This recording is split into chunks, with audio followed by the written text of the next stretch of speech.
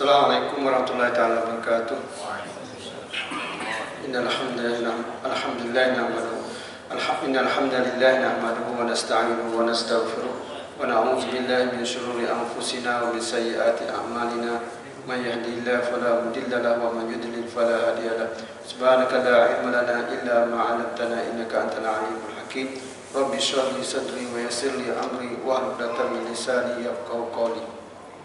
Para jemaah yang dirahmati Allah sekalian, syukur pada Allah Subhanahu wa taala, segala puji bagi Allah Subhanahu wa taala yang memberi kesihatan dan kesempurnaan dan peluang kepada kita untuk sama-sama kita beribadah kepada Allah Subhanahu wa taala. Dan alhamdulillah kita dah selesai ayam tasyrik 11, 12, 13 dan kita berdoa kepada Allah Subhanahu wa taala semoga hari-hari yang terbaik itu kita boleh jumpa lagi di masa-masa akan datang, dan kelebihan-kelebihan yang sering mendatangi kita supaya kita dapat ambil, dapat grab, dapat ambilkan keistimewaan fadilat yang ada. Dan yang akan datang ni insyaAllah di bulan Muharram 8 dengan 9 dengan 10 Muharram nanti, itu kelebihan banyak juga. Diampunkan puasa 1 hari 12 jam, diampunkan diampunkan dosa selama 1 tahun. Maknanya puasa 12 jam diampunkan dosa-dosa yang dilakukan selama 360 hari. Itu kelebihan yang akan datang. Jadi kita berdoa kepada Allah Subhanahu wa taala dan diterima oleh Allah Subhanahu wa taala segala ibadat, daripada puasa, takbir, tahlil yang kita lakukan di bulan Zulhijjah yang baru ini, dan ibadat korban dan yang kita lakukan itu semoga diberi oleh Allah Subhanahu wa taala ganjaran yang banyak. Dan kita hari-hari itu dia berlalu dengan cepat, kan? Hari-hari berlalu dengan cepat tanpa kesedari, dan kita akan menghabisi bulan Zulhijjah ini dan akan masuk bulan tahun baru pula 1445.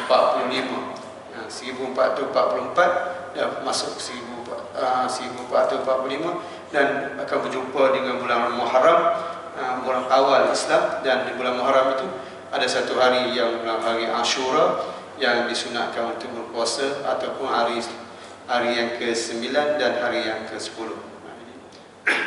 Para jemaah yang dirahmati Allah sekalian, jadi saya tajuk jadual saya ialah tentang sirah Nabi Muhammad SAW, dan saya daripada awal sampai sirah Nabi Muhammad ada habis tentang Rasulullah, sebab dah habis sampai episod kewafatan Rasulullah SAW. Jadi saya ingin akan habiskan juga selepas ini ialah kisah Khulafa' ar-Rasyidin yang 4, iaitu Sayyidina Abu Bakar, Sayyidina Umar, Sayyidina Utsman dan Sayyidina Ali radhiyallahu anhu ajma'in.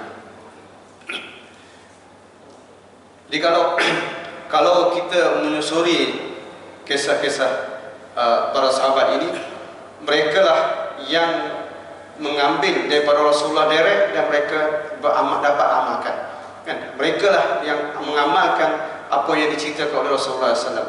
Dan pada malam ini saya akan Abu Bakar radhiyallahu anhu ini, sebab dalam satu hadis sahabat bertanya kepada Rasulullah, man ahabbu ilaika, siapakah yang kamu paling sayang wahai Rasulullah? Maka Rasulullah menjawab, ada satu hadis dia kata Aisyah. Summa, kemudian siapa? Kemudian Abaha, bapaknya iaitu Abu Bakar. Summa, kemudian siapa? Kemudian Umar. Kemudian Rasulullah bila-bila. Dan satu hari lagi pula Rasulullah bertanya, siapakah yang kamu sangat mencintai, sangat sayang? Itu maka Rasulullah kata Abu Bakar. Maka banyak mana insan asyraf, orang-orang yang paling mulia selepas daripada Rasulullah SAW, orang yang mulia adalah Abu Bakar. Jadi sekiranya pengetahuan kita tentang kehidupan Abu Bakar dan sebagainya tak diketahui dengan sebenarnya, maka kita akan mudah dipesongkan oleh Rafidah Rafidah ni maksudnya golongan-golongan yang sesat, yaitu seperti Syiah dan golongan-golongan Khawarij dan golongan yang ekstrim yang daripada para sahabat itu. Mereka akan memanipulasikan apa yang berlaku pada Abu Bakar ini, menjadikan satu sikit lama-lama agama itu sudah jadi politik. Jadi politik, jadi mana Syiah itu jadi pemerintah. Jadi satu akidahnya Syiah itu dibuat kepada satu negara, iaitu Iran dan negara-negara lain. Maka dia akan berkembang dan mereka akan menciptakan naratif baru dalam agama itu, satu kelompok yang besar, dan akidah-akidah mereka itu sangat bercanggah dengan apa yang Ahli Sunnah wal Jamaah ini. Dan kadang-kadang Ahli Sunnah wal Jamaah tak boleh menerima apa yang diiktikadkan oleh kebanyakan Syiah yang berada sekarang ini, yaitu menjadikan Abu Bakar ini seorang yang lebih dikatakan kafir. Orang yang berhijrah dengan Rasulullah, orang yang sangat dicintai Rasulullah SAW, dan keluarganya pun banyak memberi sumbangan kepada Islam, tetapi oleh kerana ingin memporak-perandakan satu akidah yang baru yang menyusup masuk dalam akidah orang Islam, ini dah terbagi kepada. Sedangkan benda itu tidak ada. Kalau kita tengok cara dia solat, tak ada rasa nampak ada apa-apa. Kita tengok dalam cara solat dan sebagainya. Jadi, tapi suatu ajaran-ajaran ini, sesiapa orang yang terpengaruh, termasuk dengan satu-satu ajaran mana-mana pun, dia akan susah untuk dia keluar daripada itu. Sebab dia masuk dalam keadaan yang ta'assub dan sebagainya, maka lebih malanglah. Sebab itu dalam surah Al-Kahfi dikatakan, kebanyakan orang-orang ini yuhsinuna sun'a, dia menyangkakan mereka ini adalah melakukan kebaikan, rupanya mereka berada dalam kesesatan. Yuhsinuna sun'a, contohnya orang yang yang berjoget-joget, berlari-lari untuk berzikir-zikir itu, dia nampak itu lebih dekat dengan Allah. Sebenarnya itu sesat. Sebenarnya itu sesat, tapi dia menjangkakan itu lebih baik. Sebab maknanya dia mengeluarkan agama itu mengikut ketua-ketua agama dia tu, mengikut kepentingan yang ada itu. Hari ni macam ni, hari ni macam ni, hari ni macam ni.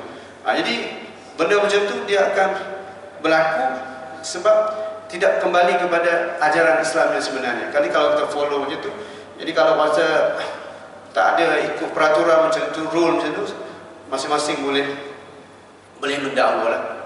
Jadi saya bila tengok susu galuh dulu, saya pun macam mana boleh berlaku macam ni? Macam mana boleh berlaku selepas kematian Rasulullah SAW ni? Kenapa Abu Bakar, Umar asyik duk kontrol bagaimana nak pelantikan khalifah, tidak pergi kepada jenazah Rasulullah? Sepatutnya mereka pergi jenazah Rasulullah, ke bumi ke Rasulullah, tapi mereka ni macam seolah-olah nak rebut kuasa. Ya, itu yang dimainkan oleh zaman dulu kan. Kita pun, saya pun macam simpati juga, ya Allah kenapa mereka ni kan. Tapi kita tak tahu hakikat sebenarnya. Tapi bila kita dengar satu lapis macam tu, tengok ada yang ini perampas. Sepatutnya benda ni berada kepada Ali, tapi Ali menjaga. Sebab itu bila Rasulullah wafat, urusan mandi dan mandi dan sebagainya kafan dilakukan oleh ahli keluarga Rasulullah, Abbas, Zaid dan Ali dan sebagainya, beberapa orang anak Abbas sebagainya, dilakukan oleh keluarga. Jadi sebahagiannya pergi untuk menguruskan sebab tidak ada siapa pemimpin.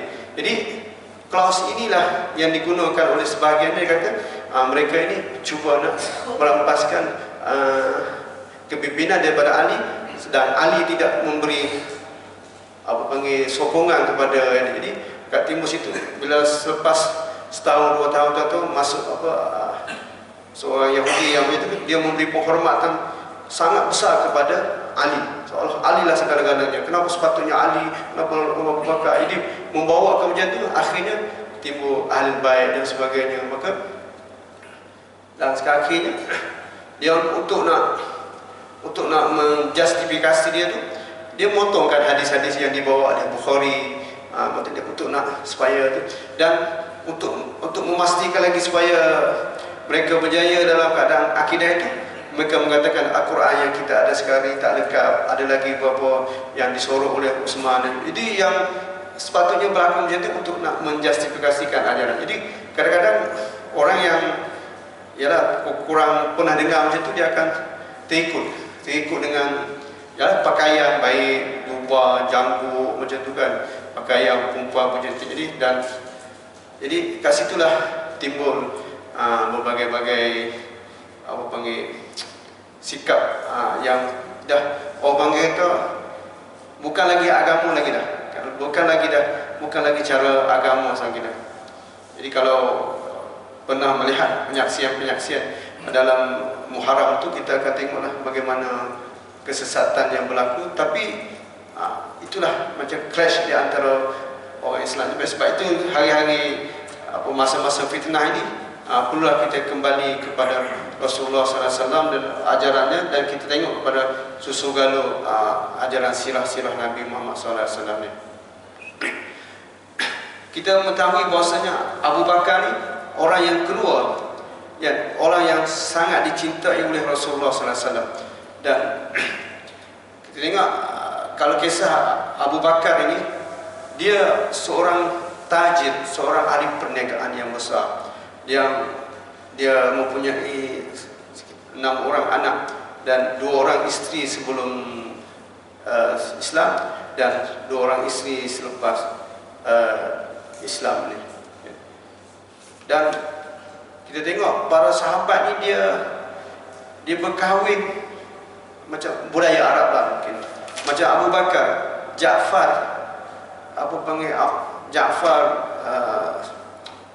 nama dia Ja'far kan. Ja'far wafat, meninggal isteri, Rasulullah Abu Bakar kahwin dengan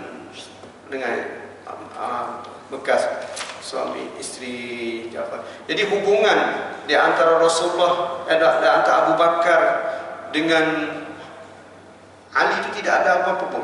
Malah Ali pula selalu memuji Abu Bakar dan sebagainya. Maka timbul riwayat mengatakan Ali dengan Abu Bakar ada clash. Itu peringkat sahabat tu. Dia masukkan dalam tu. Jadi kalau kisah ni panjang lah. Saya pun tak mahir dalam bab tu. Tapi tahu dalam kisah macam ni, apa yang kita dengar sebelah pihak dengan apa yang bawa oleh sirah ni memang jauh beza lah. Tapi kalau kita dengar macam tu, dia akan bawa macam tu lah. Keadilan tak ada selepas kewafatan Rasulullah, direbut oleh korban ni. Mana ahli baik disingkirkan macam tu. Jadi sensitif lah. Okay. Abu Bakar ini, dia sewaktu muda dia tak pernah satu pun menyembah berhala. Tak pernah.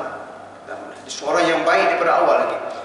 Semasa orang kata kenapa kamu tak menyembah berhala, maka Abu Bakar berkata kepada orang-orang kawan-kawan dia, kata, adakah dia boleh bagi makan pada kita?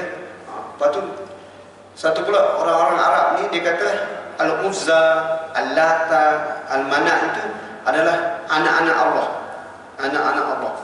Maka Abu Bakar tanya, kalau dia Allah tu bapa dia, mana maknya? Mana maknya? Ibu dia ke mana? Tak boleh jawab pula kan? Dan Abu Bakar pula terkenal dengan dia tak pernah minum arak. Sebab orang yang minum arak ni, salah satu daripada dia akan jadi, dia hilang maruah dia. Orang minum arak ni dia buat kemudian maruah ni. Sebab Abu Bakar umur dia 33 tahun sebelum Islam pun dia tidak pernah minum arak. Dan Abu Bakar ini terkenal dengan orang yang paling arif tentang nasab. Nasab Quraisy dia yang paling arif. Jadi bila Rasulullah nak pergi berdakwah ke mana-mana tempat, maka bila pergi dengan Abu Bakar cakap, ni kat sini ada orang ni, ini orang ni, ini keturunan ni siapa ni, pangkat dia macam mana ni. Jadi Rasulullah masuk dalam satu kabilah-kabilah ni dengan senang, sebab berpandukan pengalaman Abu Bakar yang terkenal dengan A'rafu Quraisyin Ansaban. Quraisy ini yang paling besar, yang paling mengetahui tentang nasab-nasab keturunan. Kat kampung kan, ini anak beranak ni, anak beranak ni. Sekarang tak tahu dah. Tak tahu dah siapa ini keturunan ini, bapak dia sini-sini boleh beritahu. Sekarang ni tak ada. Sebab Arab ni dia lebih, dia nasab, dia boleh kan. Okay. Diceritakan Abu Bakar ini, sewaktu dia sebelum Islam, dia mempunyai aset dia lah. Dia mempunyai 40,000 dinar. Semasa dia sebelum, dia seorang peniaga yang berjaya, dia pergi mata-mata. Tapi selepas hijrah 40,000 tu, selepas hijrah dia tinggal 5,000 kan. Dan masa dia jadi khalifah tinggal kosong, habis digunakan. Dan selepas mati berhutang dengan 6,000 dirham. Ini contoh kepimpinan yang ada pada Abu Bakar Siddiq. Dan satu lagi, Abu Bakar ni semasa dia bukan khalifah lagi lah, satu hari khadam dia ini, dia buat satu helah dengan orang lain, macam dia main helah, macam main ala-ala judi macam tu dengan orang lain, dan orang tu bagi makanan hadiah sebab dia berjaya untuk mengalahkan dalam satu pertandingan judi, lebih kurang judi macam itulah. Dia bawa balik ke rumah, maka dia letak kat situ, dia suruh Abu Bakar makan. Maka Abu Bakar makan, maka selepas tu dia tanya, dari mana kamu dapat duit semua ini? Dia kata, aku main jadi judi macam sikit, maisar kata, jadi maka aku dapat. Maka Abu Bakar rasa tak nak apa yang haram dalam badannya tu, dia jolok macam dalam mulut dia, dan jolok pun tak keluar. Dia orang kata kena minum air banyak. Dia minum air dulu sampai dia boleh keluar lukmah, kepingan-kepingan yang dia makan itu. Tak nak benda yang haram masuk dalam badan dia, badan Abu Bakar.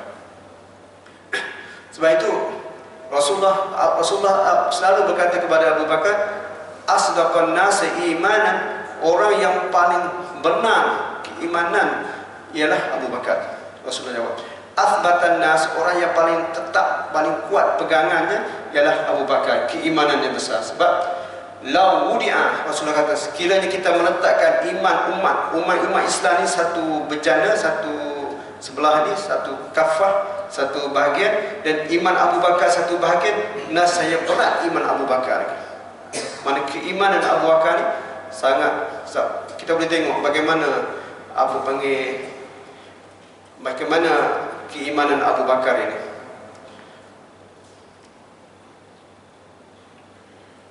Banyak ayat-ayat Quran yang menceritakan tentang Abu Bakar.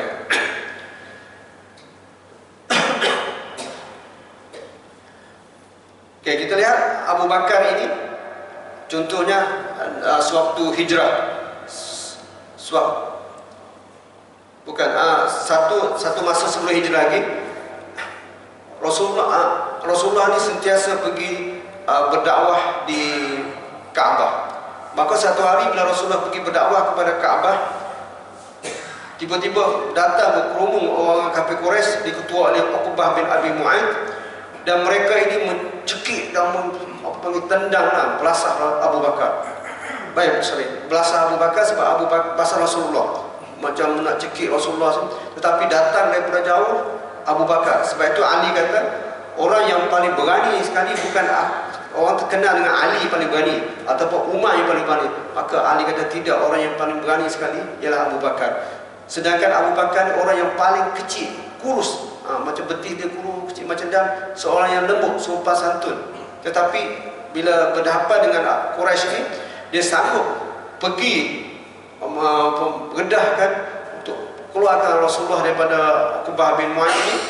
Dan lepas yang Rasulullah dapat reraikan, orang tu pula pakat belasah Abu Bakar, sampai dia belasah sampai macam kata kalau bahasa Arab panggil hidung dia dah nampak tak ada dah, bekak semua dah habis semua.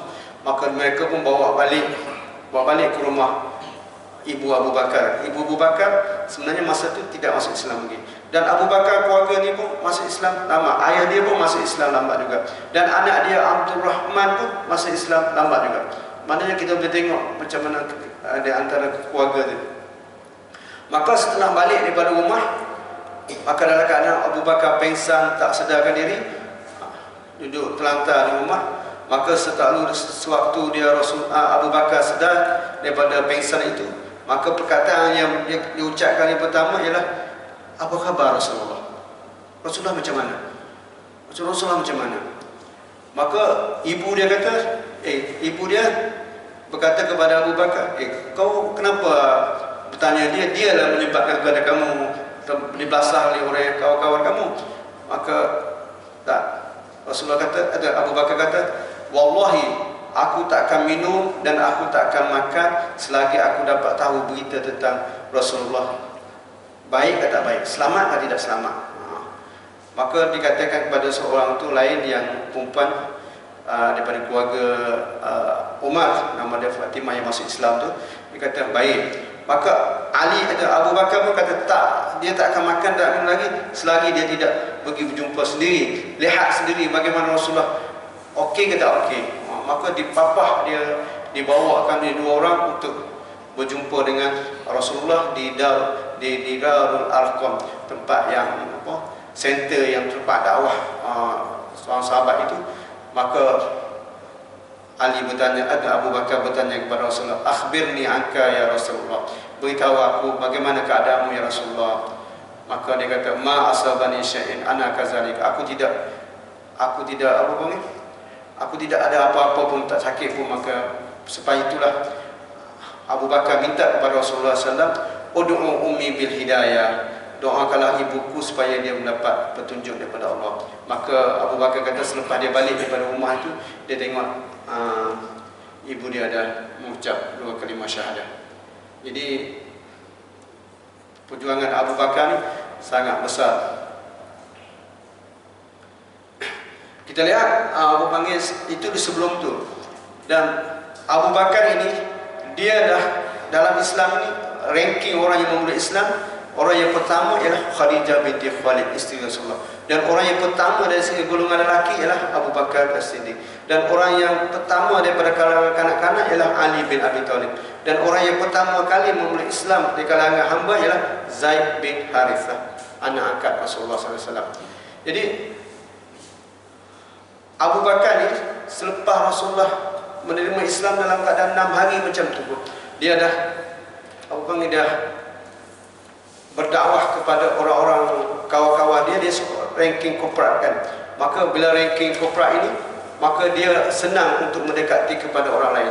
Kita lihat Abu Bakar, orang yang dia masuk Islam selama 6 hari selepas Rasulullah dapat hidayah, bila Rasulullah dapat wahyu, maka Rasulullah pertama kali menjemput Abu Bakar untuk menerima Islam, pelawar Islam. Dan Abu Bakar tak kata, nantilah saya tengok dulu, saya fikir. Tak ada, on the spot dia menerima Islam tanpa ada question apapun. Dia tak ada kata macam mana, tak ada. Itulah iman Abu Bakar yang Rasulullah kata orang yang paling asdaqan nas iman Abu Bakar.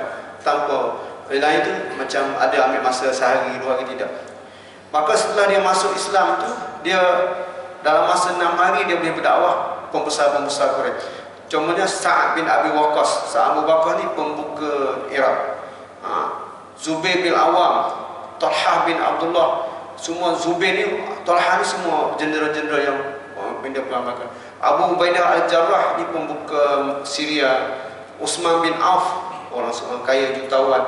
Dan Utsman bin Affan, Khalifah Muslim. Semua 6 orang ni macam mana kan dia boleh mengislamkan dia. Maka dikatakan para sahabat semua, tidak ada siapa sahabat pun yang boleh menandingi Abu Bakar dalam segala-gala hal. Kita lihat bahawasanya kalau kita tengok dalam bagaimana kisah Abu Bakar, jadi kisah-kisah macam ni jadi perlu diterapkan bagi kanak-kanak remaja. Kita tahu dah kisah. Contohnya sewaktu Rasulullah nak berhijrah ke Madinah kan. Kita tahu bahawasanya selepas 10 tahun 13 tahun Rasulullah berada di Mekah ini, maka bila sampai waktu yang berhijrah ini, Rasulullah meminta kepada orang-orang mana hari yang tahun yang ke-13 itu, meminta kepada semua orang Islam di Mekah wajib berhijrah. Tak kira siapa, melainkan orang yang ditahan ataupun orang sakit uzur. Yang lain wajib. Hijrah ni wajib. Bukan kata saja-saja kita, wajib. Maka pergilah Sayyidina Umar pergi, semua pergi dengan keadaan sembunyi dan sebagainya. Tapi Rasulullah meminta kepada Abu Bakar supaya menangguhkan lagi. Abu Bakar jangan pergi lagi, jangan hijrah lagi. Maka pahamlah bahwasanya Abu Bakar itu, bahwasanya Rasulullah harap-harap Rasulullah akan menjadikan dia itu sebagai teman rihlahnya. Dan proaktifnya Abu Bakar ini bila dapat tahu macam tu, dia dah bersedia siap dah dengan 2 ekor unta untuk pergi berhijrah itu.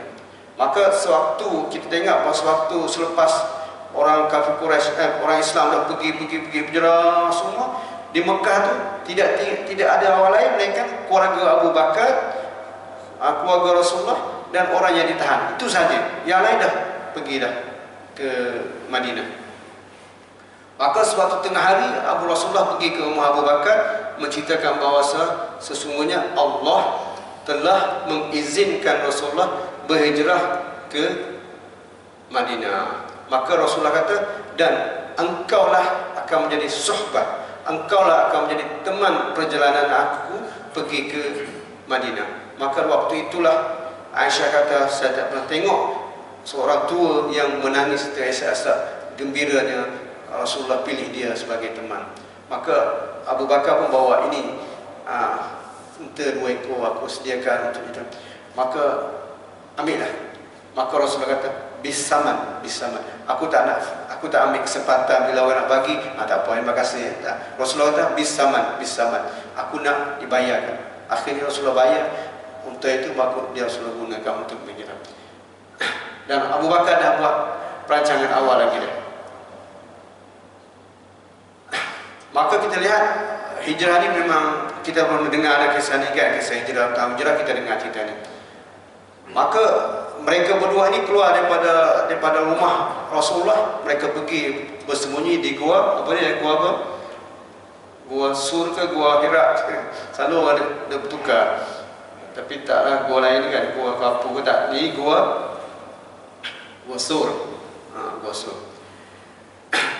Kita lihat ada riwayat-riwayat lain, wasi-wasi. Ada kadang-kadang wasi kalau kita cakap hewan macam wasi mana? Sebenarnya hijrah Rasulullah itu burung merpati dengan sarang laba-laba tu riwayat ada, tapi dhaif, sangat lemah. Sangat. Tapi riwayat itulah kita sedap dengarkan. Tiba-tiba burung merpati datang buat spider je tu, tiba-tiba Rasulullah tak masuk tak. Orang masuk tapi tak macam mana orang kafir kata tengok, nampak macam pintu gua ada laba-laba tapi tak nampak rosak kan. Maka dia kata tak nampak orang. Sebenarnya tidak, itu bukan tidak. Mana riwayat itu riwayat dhaif. Riwayat yang tepatnya tidak ada burung merpati dan laba-laba. Tapi bukanlah besar sangat pun, kisah saja kan. Maka sewaktu kita lihat kat situ, Abu Bakar sebelum nak masuk gua tu kita dah pergi, tapi gua Sur ni jangan pergi sebab jauh dalam kan. Tak ada orang pergi, kata 2 jam kan masuk dalam. Gua Hira tu atas, pola boleh masuk, tapi gua Sur ni apa yang bawa umrah pun dia tak nak bawa kita pergi, dan tak tahu macam mana. Boleh nak pergi pun. Maka bila nak masuk itu, ini kisah kita pernah dengar ya. Abu Bakar masuk dulu, clear ke tempat, semua bersih-bersih tempat, maka dia jemput ke Rasulullah. Maka bila Rasulullah masuk, Rasulullah minta izin kepada Abu Bakar supaya minta pelunjuk dia nak tidur atas Abu Bakar sebab terlalu penat sangat. Maka sewaktu itulah Abu Bakar pun nampak tutup dengan tangannya ke sebagai lubang-lubang yang ada. Maka sewaktu itulah digigit, katanya diular ataupun jengking dan sebagainya. Maka sewaktu dia digigit itu, maka Abu Bakar menahan kesakitan, dan kalau dia bergerak kaki mesti Rasulullah sedar. Dia tak nak Rasulullah sedar kadang-kadang nyenyak itu, dia sanggup, dia pun tahan macam tu kan, sampai terkeluar air mata menitik atas pipi Rasulullah. Maka Rasulullah kata, "Ma bika ya Abu Bakar?" Apa dengan kamu Abu Bakar? Dia kata, "Aku digigit oleh binatang bisa." Maka Rasulullah mengambilkan bacaan ayat, dia tarik bisa yang ada itu, maka hilanglah itu kisah Abu Bakar, betapa orang yang terpanggil kata rapat dengan Rasulullah. Sebab itu ada ayat Quran kata Sani yasnaini izhuma fil ghar, dua orang yang berada di dalam gua, iz yaqulu li sahibihi, ketika berkata kepada sahabatnya, kepada orang kawannya, la tahzan innallaha ma'ana, jangan kamu bersedih, sesungguhnya Allah bersama kami. Jadi sahibihi itu ialah Abu Bakar. Adalah Al-Quran. Sebab itu dia tak nak ayat Quran ini, nak ayat Quran lain. Ya, sebab sahibihi ini iz yaqulu, ketika berkatalah li sahibi, ketika Rasulullah berkata kepada kawannya, mana sahabat dia, la tahzan innallaha ma'ana. Sewaktu kafir Quraisy dah masuk dalam keliling ke tepi itu, tapi tak tengok ke bawah, maka Abu Bakar rasa takut. Maka Rasulullah kata kepada Abu Bakar, la tahzan, jangan kamu bersedih, innallaha ma'ana, cukuplah Allah bersama dengan kita. Ini kita boleh guna juga, la tahzan innallaha ma'ana, jangan sedih, sesungguhnya Allah kita bersama kita. Memang Allah bersama kita sebenarnya.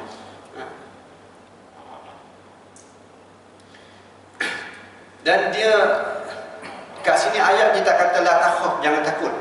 Kalau takut, takutnya. Jangan bersedih. La takhaf, lianna huzra Rasulullah sallallahu syarahu ala khawfi ala nafsi. Maka Rasulullah tidak ada rasa paksaan takut, tapi jangan bersedih, takut macam bersedih sekali. Sebab nampak orang nampak kaki ke bawah ni macam dalam keadaan yang sedih. Dan kita tengok juga Abu Bakar. Kisah Abu Bakar ni memang kisah terkenal dengan Isra' Mi'raj, kan? Isra' Mi'raj ini Rasulullah mendapat gelaran As-Siddiq, kan? Sebab tu bila Rasulullah pergi Isra' Mi'raj, balik malam, perjalanan itu perjalanan sebulan lebih, maka naik ke langit dan sebagainya, maka kafir Quraisy ini nak laga-lagakan di antara Abu Bakar dengan Rasulullah, kan? Sebab macam kita lah kawan-kawan kita, sebab tu bila ada dengan kawan pun ada berlaku benda pun kita tak, saya tak percaya, saya nak pastikan dulu. Kita pun dah, aku pun dah agak dah, memang aku lama ni aku dah rasa tak jauh lah, macam tu pula. Sebahagian kawan baik, tak boleh.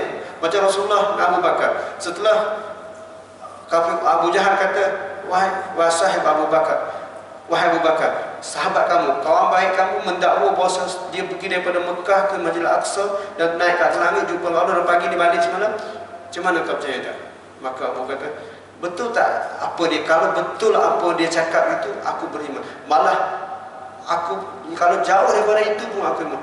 Dia beriman, aku beriman lagi pun dengan dia yang datang benda gaib lagi pun aku beriman. Apatah lagi benda yang ini, aku akan beriman. Maka Abu Bakar pergi kepada Rasulullah dan minta Rasulullah cerita kepada. Setiap kali Rasulullah cerita, sadaqta, benar, apa yang dikatakan benar, apa yang dikatakan benar.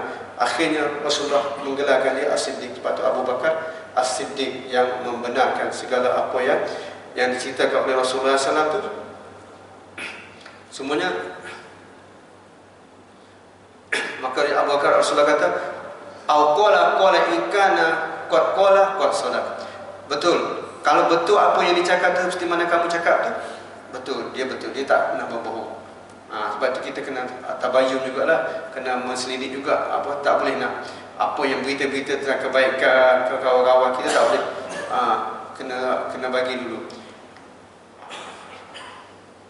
Apa yang diceritakan daripada langit lagi pun aku percaya, apatah lagi apa diceritakan kat sini. Sadaqta Rasulullah, asyhadu annaka Rasulullah, aku menyaksikan bahawa kamu adalah Rasulullah. Maka Rasulullah kata, antas siddiq, kamulah orang yang benar. Di waktu orang lain itu mendustakan Rasulullah, tapi Abu Bakar Siddiq mempercayai tentang Rasulullah sallallahu alaihi wasallam ini.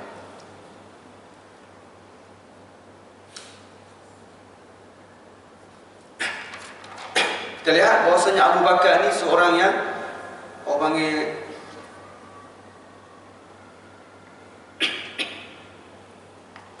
Rasulullah, Abu Bakar ni seorang yang sentiasa dihormati oleh orang lain. Sebab dia tak pun ada benda yang tak elok, kan? Dia seorang kenalan, semua orang kenal Abu Bakar sebab kenal dengan kebaikan-kebaikannya.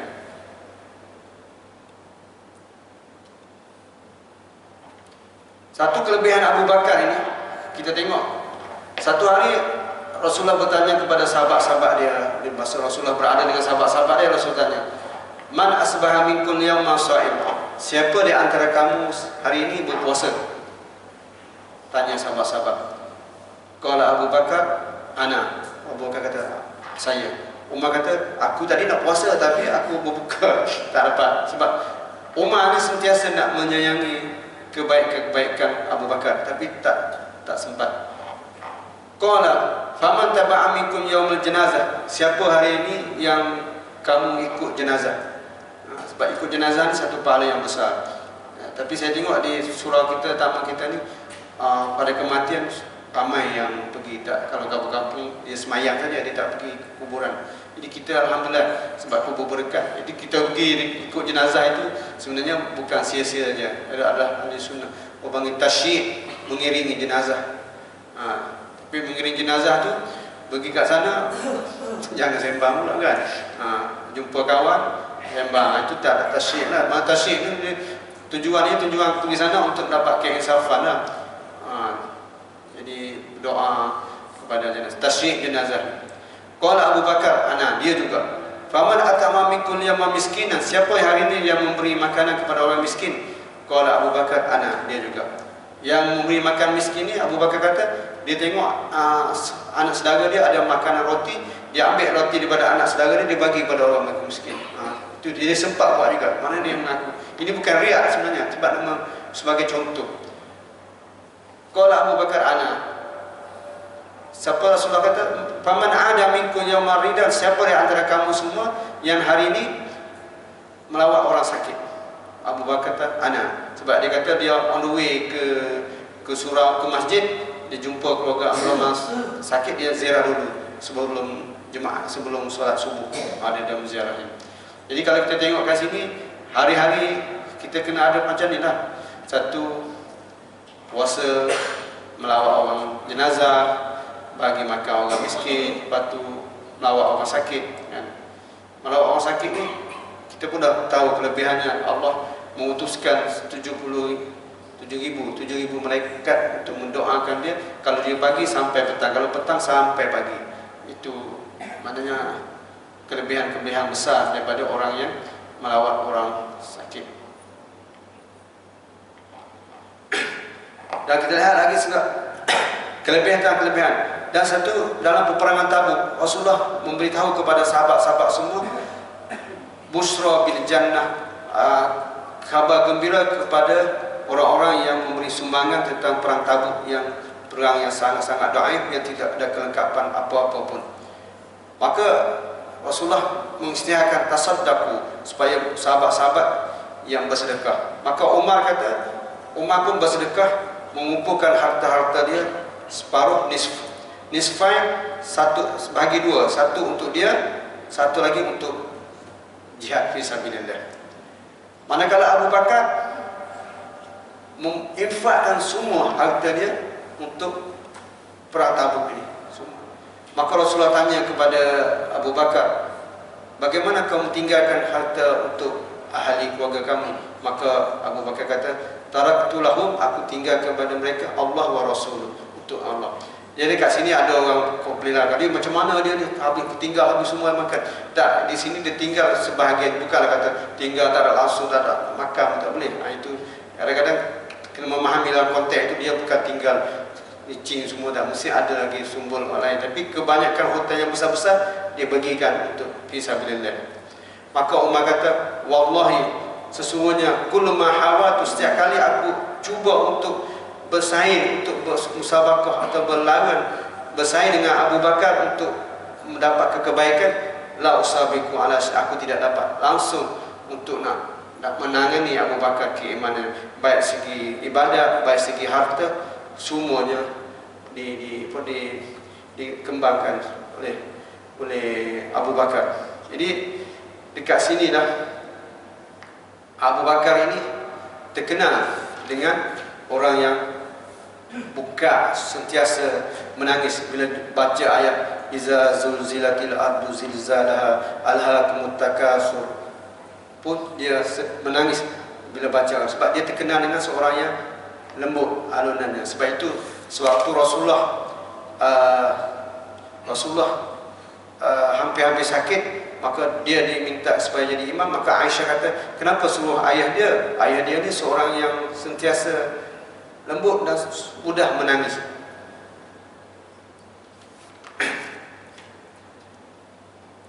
Dan Rasulullah, sewaktu Rasulullah hidup, Rasulullah tak pernah melantik ataupun menjanjikan kepada siapa yang akan menjadi pengganti selepas kewafatan Rasulullah. Rasulullah tak ada. Tapi Rasulullah hint macam itulah.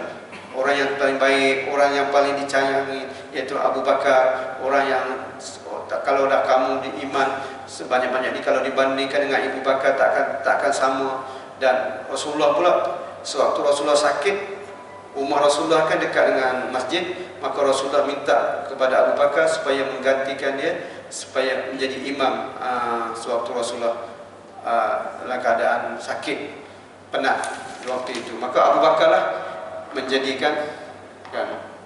Dan Abu Bakar ini sewaktu jenazah Rasulullah berada di rumah Rasulullah, maka timbul permasalahan pada Rasulullah ini. Kalau biasa kita, sahabat-sahabat kata, biasa kalau orang mati kita kubumikan. Tapi kalau Rasul tak pernah, dia orang Arab tak pernah ada Rasul. Dia Rasul Nabi Muhammad saja yang dipernah. Kalau orang Bani Israel dia banyak Rasul-Rasul. Maka bagaimana nak kebumikan Rasulullah, di mana?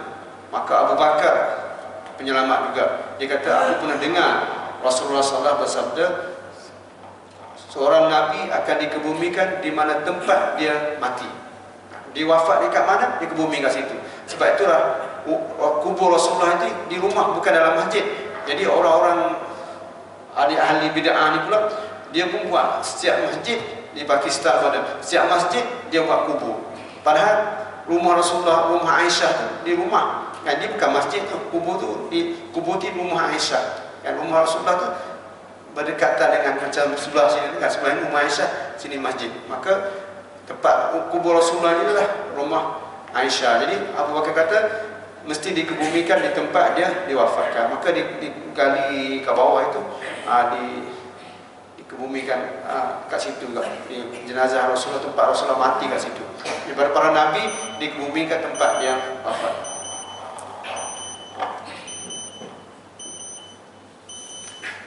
Maka selepas kewafatan Rasulullah ini, ramai penduduk-penduduk Mekah, penduduk Madinah tidak boleh terima, terutama Umar tak boleh terima dengan berita kewafatan Rasulullah. Sampai macam seolah macam siapa yang tak boleh cakap tentang kewafatan Rasulullah, siapa wafat, siapa yang berkata Rasulullah mati, aku akan pancung dengan pedang ni, seolah macam tak boleh nak dengar itu. Maka Abu Bakar lah yang menenangkan Umar, yang mengatakan, wahai Umar, sesungguhnya Rasulullah ini, hadis kata, siapa sesungguhnya adalah seorang manusia akan mati juga, orang itu akan mati juga. Maka Rasulullah pun sama juga akan dimatikan oleh Allah Subhanahu Wa Taala. Sewaktu itulah Umar akan tenang.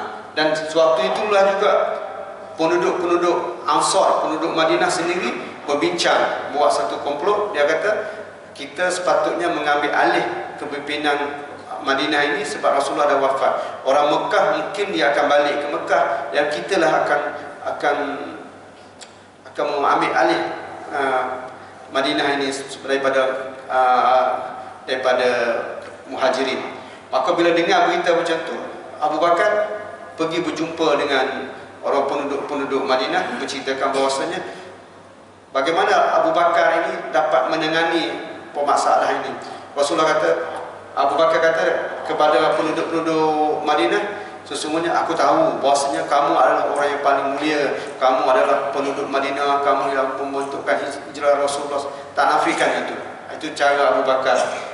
Sebenarnya Umar nak bercakap, tapi Abu Bakar tak bagi kepada Umar, dia bagi kepada Abu Bakar. Maka dia kata, sesungguhnya kamu adalah orang yang paling mulia, kamu banyak membantu Rasulullah. Tetapi bab kepimpinan ini, khalifah ini, tidak akan, hadis kata pemimpin ini mesti datang daripada kaum Quraisy.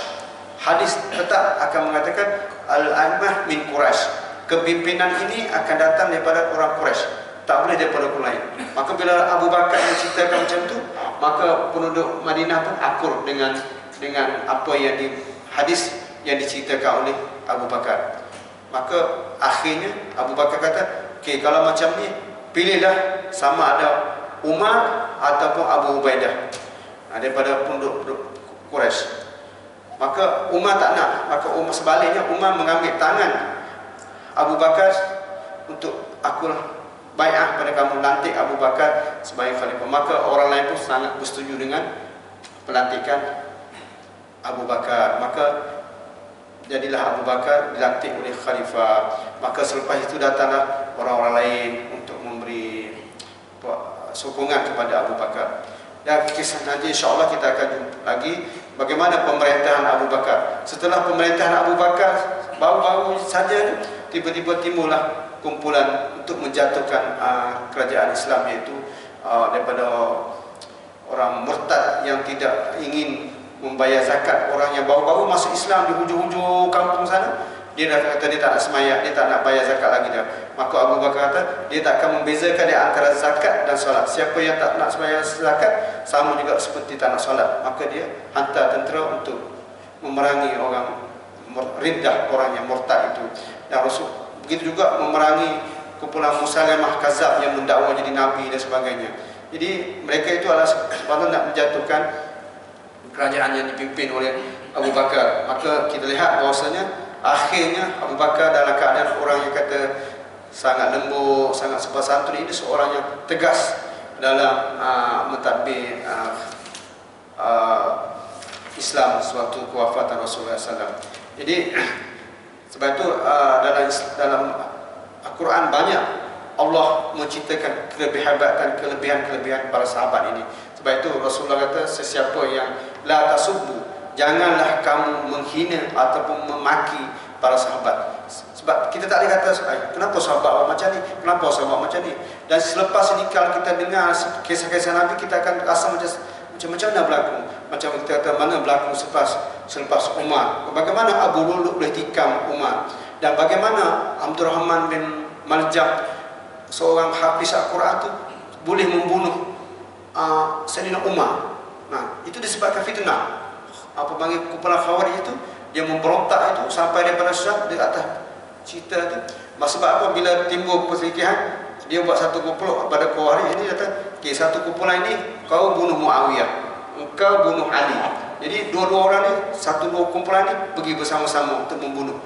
Tapi Ali sempat dibunuh, tapi Muawiyah tak sempat dibunuh. Jadi dia macam akhirnya Ali dibunuh, pembunuh Uthman pun tak dapat ditangkap. Jadi komplot itu untuk merosakkan.